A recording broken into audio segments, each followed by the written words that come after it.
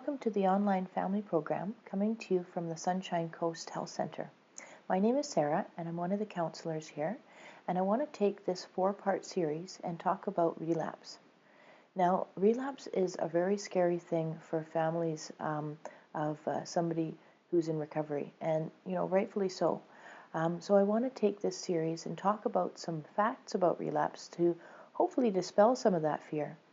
I also want to talk about how to support your loved one in preventing a relapse and what to do in case they do have a relapse. And then also I'm going to talk about some general do's and don'ts in supporting somebody that's in recovery.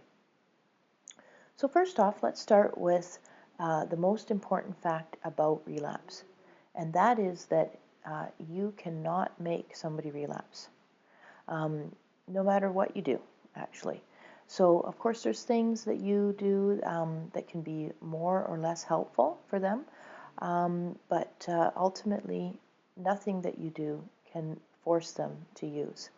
That's their decision. So, but I do encourage you to have an open dialogue with them and figure out what it is that they find to be most helpful, and what maybe they find to be less helpful for them. So another important fact to know about relapse is that there's a difference between having a slip and having a relapse. And while some people don't make this distinction, I think it's important and logical. If you think about it, having a drink or two which would be considered a slip, is a lot different than going on a 3-week bender, which would clearly be a relapse.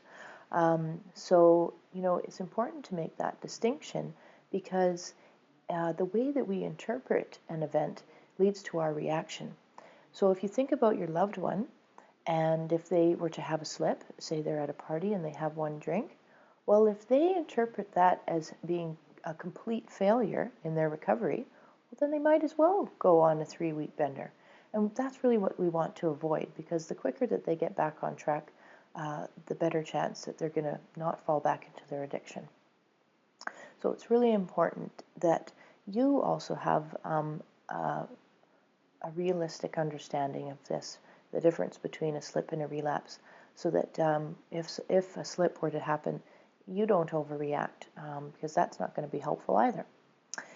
So another important thing to remember is that relapses actually start in the person's mind, usually about a week or two in advance of them actually picking up. And so this is important to note because it can become a learning opportunity for them if they take the time to unpack it with a friend or a counselor, and figure out what were those triggers in advance of their relapse. And that way, it can become a good learning opportunity so that they can avoid those things in the past or deal with them in a better way. So I'm going to talk about that a little bit more next week when I talk about relapse prevention. And I hope that you join me then.